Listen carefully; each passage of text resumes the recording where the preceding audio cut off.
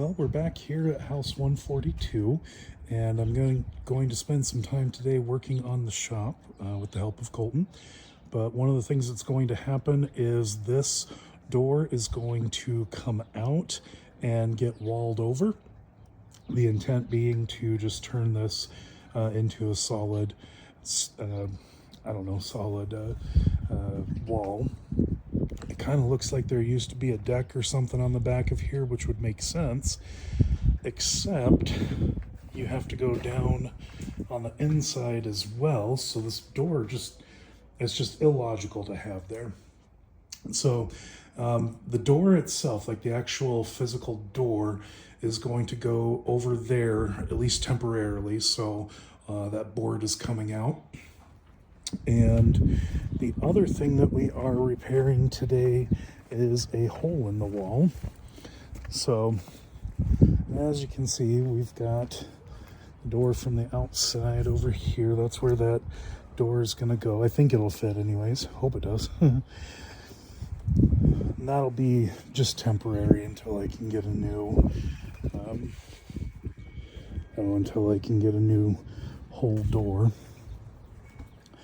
And now comes the part that's kind of sketchy, but I did not realize that went across 2 sheets. Crap. That means I need another sheet of steel. Well, anyways, this hole looks kind of like maybe they tried to do an air conditioner, but gave up halfway through. So who knows? But I kind of wish I would have come out and looked now. Whoopsie. Well, anyways, one of the things that I have to really handle, at least for myself and my brain, is the fact that this steel looks different from the steel that I got from Menards, which is okay, but it means that it doesn't match. So like the rib pattern is different. Notice how this one is like, I'd say that's about a little over an inch and a quarter, and it's got 2 ribs and it's flat on top. The steel that I got is more like carport steel, and you can see that it's got a lot smaller ribs and a lot narrower, but it will work. I just have to be okay with it not being perfect for a little while. So there we go. And I'll go ahead and set up the time lapse and we'll get today's episode going.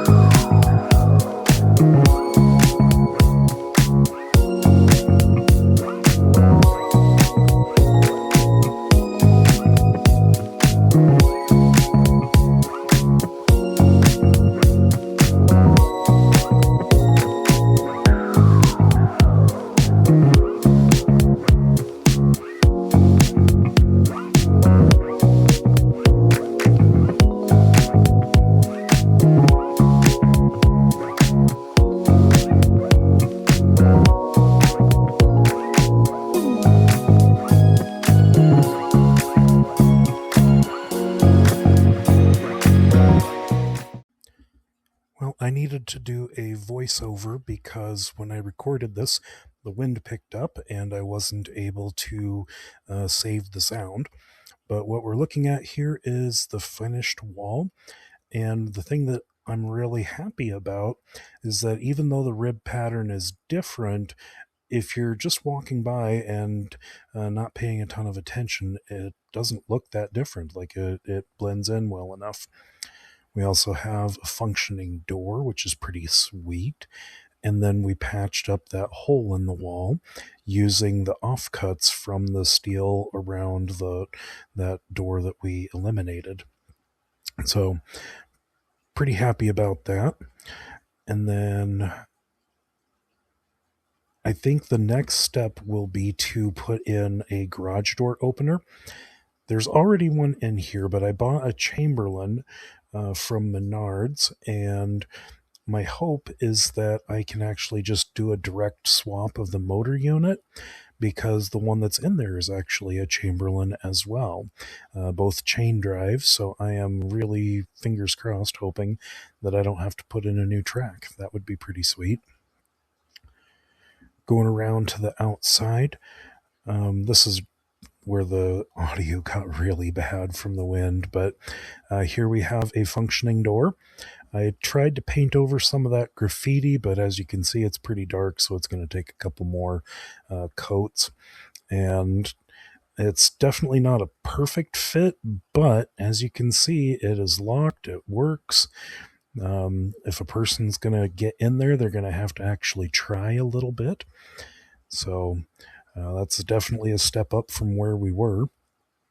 And then coming around to that hole that was in the wall, it was about the right size for an air conditioner, I think. So I wonder if they tried to do that at some point. But as you can see, it matches up, and we sealed it up with some caulk.